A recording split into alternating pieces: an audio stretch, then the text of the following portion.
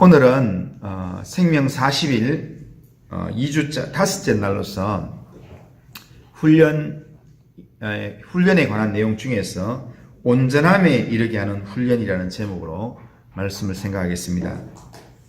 이 골로새서 1장 28절 29절은 제자 훈련의 대헌장이라고 할 수 있는 그런 구절입니다.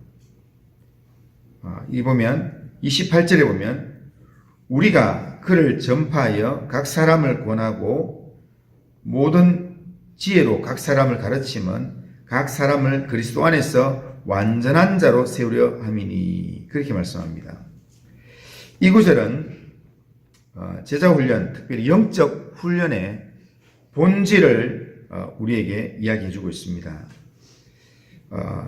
영적 훈련의 본질이 뭐냐면 예수님을 닮음으로써 예수님을 전파하는 것, 그것입니다. 다시 말해서 우리의 존재와 행위가 예수님처럼 되고 예수님처럼 살아서 그것으로 통해서 예수 그리스도를 전파하게 되는 것, 그게 제자 훈련의 본질이라는 겁니다. 우리가 제자 훈련하는 것은, 우리가 생명 40일 이런 훈련하는 것은 우리가 이런 것을 했다라는 어떤 성취감을 가지기 위한 게 아니라 이것을 통해서 우리 예수님을 닮음으로 교회다운 삶을 살게 되고 예수님처럼 되고 예수님처럼 살아서 결국에는 우리를 통해서 하나님 나라가 전파되고 예수의 복음이 전거되는 그 삶을 위해서 훈련을 하는 겁니다. 자, 본질이 예수님을 닮아서 예수님을 전하는 것이라면 이 훈련의 목표가 뭐냐? 목표도 이 구절 속에 나오는데, 여기 보면 이 본문 속에서 반복되는 단어가 뭐냐? 각 사람입니다. 각 사람.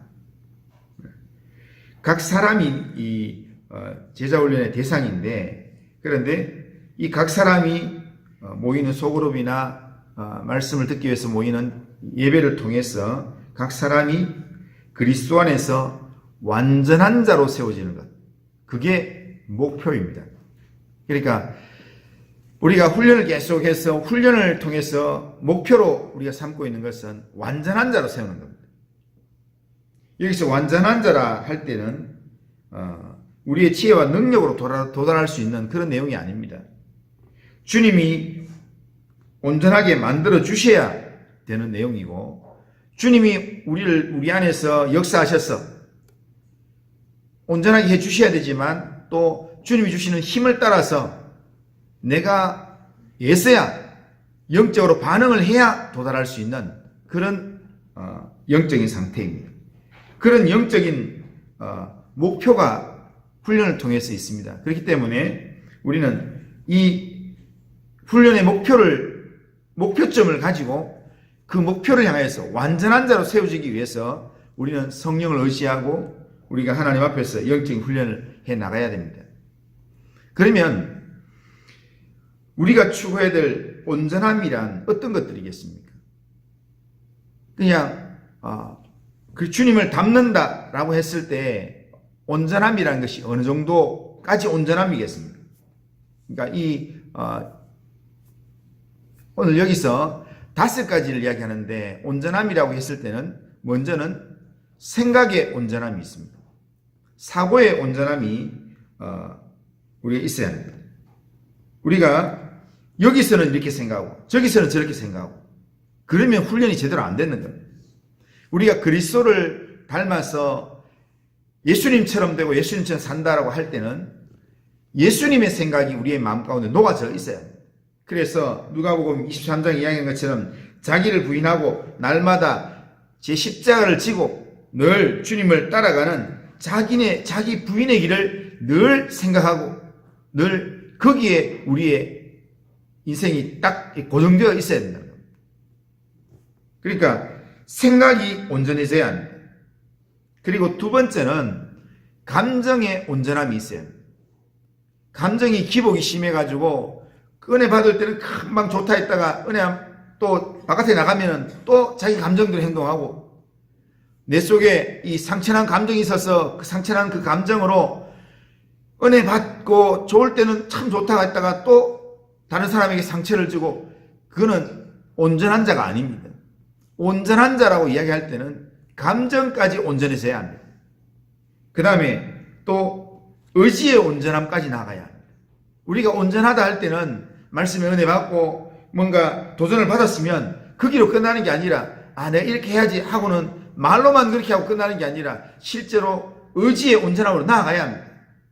그래서 내 삶에서 주님을 닮아가고 주님을 따른다고 했을 때는 그 따른다는 그 내용이 내 의지적인 결단으로 나아가서 결국 내 삶을 변화시키는 쪽으로 나아가야 된다는 거예요. 주님을 따른다고 영적 훈련한다고 하는 사람이 훈련받았는데 결단을 했는데, 그런데 또 돌아가면 또 엉뚱한 대로 또 원래대로 돌아가고, 이렇게 한다면 제대로 훈련된 사람이 아니라는 거예요.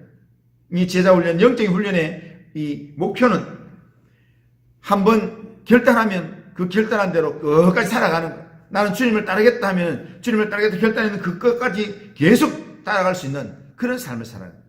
그 다음에 이 또 온전함은 관계의 온전함입니다. 관계가 중요합니다.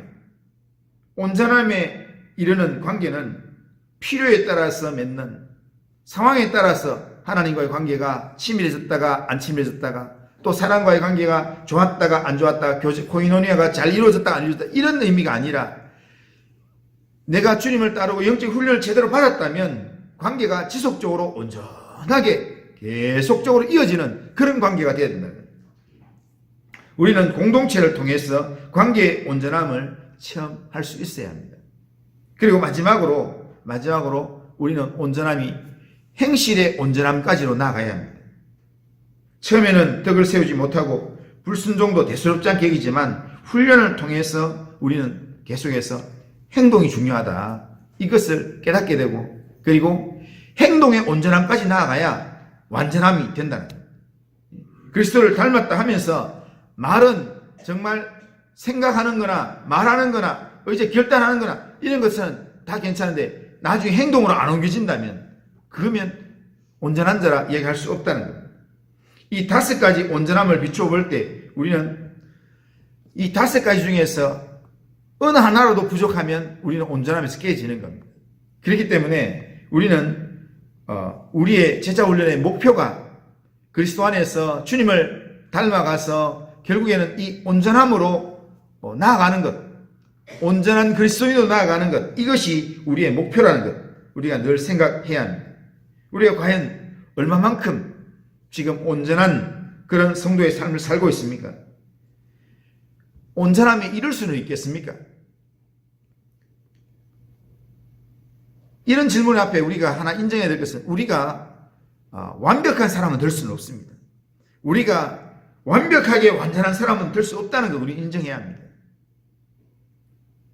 그걸 인정한다면 지혜로운 사람은 뭐냐면 야고보서 1장 5절의 말씀처럼 너희 중에 지혜가 부족하거든 후히 주시고 꾸짖지 아니하시는 하나님께 구하라 그리하면 주시리라 말씀하신 내용처럼, 우리가 우리 자신의 이 5가지 중에서 부족한 부분이 있다면 그 자신의 부족함을 인식하고 하나님 앞에 부지런히 구하면서 성령의 도움을 의지해서 늘 하나님의 은혜를 사모하면서 우리가 애쓰고 나아가면 우리의 약한 부분들을 주님께서 온전하게 해주신다는 거예요.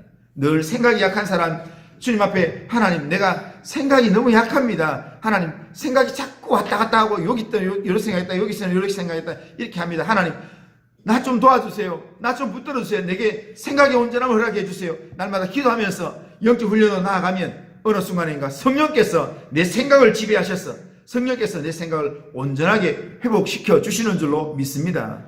나의 행동도, 내 행동이 온전한 행동으로 나타나지 않을 때 내 행동의 온전함을 위해서 하나님 앞에 1번 기도하고 2번 기도하고 3번 기도하고 하나님의 지혜를 구하면서 하나님 앞에 끊임없이 날마다 나아가면, 그러면 어느 순간인가 하나님께서 우리의 삶을 온전한 행동으로 하나님께서 살아가도록 만들어 주신다는 것입니다.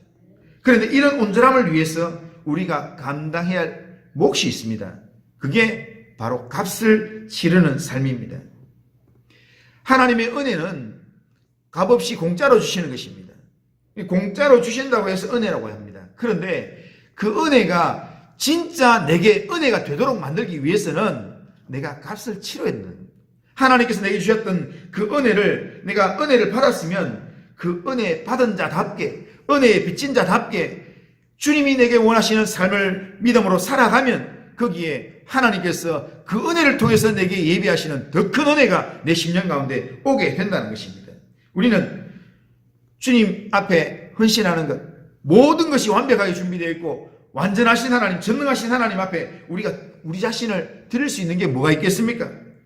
또한 우리가 헌신할 수 있는 게 뭐가 있겠습니까? 하나님이 뭐가 부족해서 우리를 받으시겠다고 하겠습니까? 하지만 어린아이가 부모한테 뭔가 줄 것도 별로 없고 도와줄 것도 없지만, 그렇지만 나를 사랑하는, 나를 사랑해주고 나를 위해서 도와주는, 나를 사랑해주는 그 부모가 너무 좋아서 아이가 엄마 일하는 거 내가 도와줄 거야. 엄마 뭐 물건 들고 나도 같이 들어줄 거야. 실제로 들어주는데 아무 도움도 되지 않습니다. 그렇지만 그렇게 하는 마음 씀씀이에 부모는 더 감동을 받아서 더 사랑하게 되고 더 큰 그런 이 은혜를 그 아이에게 베풀어 주는 겁니다. 그처럼 하나님과 우리의 관계 속에서도 하나님이 우리에게 값없이 은혜를 주셨습니다. 우리를 지명하여 불러서 하나님의 자녀 삼아 주셨습니다. 우리로 하나님의 자녀의 삶을 살게 하셨습니다. 그런데 그 은혜에 우리가 감격하면서 은혜를 받은 자로서, 은혜의 빚진 자로서 주님 앞에 영적인 감동을 따라서, 주님 말씀하심을 따라서 아무든지 나를 따라오려거든 자기를 부인하고 날마다 자기 십자가를 지고 나를 따를 것이니라, 그렇게 말씀하시는 그 말씀을 따라서 내가 주님께서 내게 주신 그 은혜를 내가 갚기 위해서라도 내가 이렇게 값을 치르는 삶을 살겠습니다. 그렇게 하나님 앞에 나 자신을 헌신하고 나를 훈련하고 이렇게 나갈 때, 그럴 때 그 훈련에 주님께서 내 심령 가운데 내가 생각지 못했던 또 다른 은혜를 내게 부어주시고 나로 하여금 정말 주님의 빚진 자라는 그 감동이 늘 매 순간마다 묵상하면서 그 은혜 가운데 살 수 있도록 우리를 만들어 주신다라는 겁니다.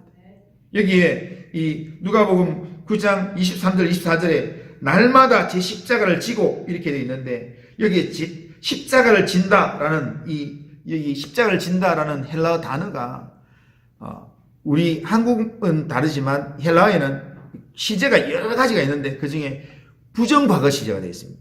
그러니까 과거 시제인데 정해지지 않은, 그러니까 이미 과거에 십자가를 졌다는 거예요. 그리고 이게 십자가를 졌는데 시작점도 끝점도 아직 명하지 않는 것, 그게 부정과거 시제입니다. 그러니까 자기 십자가를 지고 나를 따를 것이니라, 이 말은 주님을 믿는다고 할 때 십자가를 져야 된다는 겁니다. 이미 예수님을 따르는 그 삶에서 십자가를 지고, 그리고 지금도 지고, 그리고 주님을 따르는 그 모습을 이야기하는 겁니다. 우리가 적당히 예수 믿는 게 아니라 정말 주님을 따를 때는 내 인생에 정말 져야 될 십자가를 확실하게 지고, 그리고 지금도 나는 십자가를 집니다. 그런 믿음으로 확실하게 주님을 따르면서 의지하면서 그렇게 내 인생을 주님 앞에 한번 내려놓으면서 내가 주님 앞에서 내가 죽음으로 내가 주님의 은혜를 경험하고 내가 내 목숨을 잃으면서 주님을 통해서 목숨을 구원 얻는 그런 은혜를 경험하겠습니다. 그런 마음으로 목숨 내놓고 신앙의 훈련을 해나갈 때 거기에 하나님께서 하늘의 신령한 은혜로 우리의 삶을 변화시켜 주시는 줄로 믿습니다. 훈련할 때는요, 제대로 한번 해야 합니다. 내 목숨을 걸고 내 인생 전부 다를 걸고 주님을 따른다고 결단할 때 거기에 하나님께서 우리의 인생 가운데 훈련으로 나아가는 중에 하나님께서 생각지 못한 그런 은혜를 주셔서 세상과 나는 간고도 없고 오직 구속한 주님만 보이는 그런 신령한 은혜를 맛보게 될 것입니다. 그런 은혜의 훈련을 제대로 받아서 예수님을 닮고 예수님처럼 되고 예수님처럼 살아서 이 땅 가운데서 예수님을 아름답게 드러내는 그런 믿음의 삶을 살아가는 우리 모든 성도님들 다 되시기를 주님의 이름으로 축원합니다.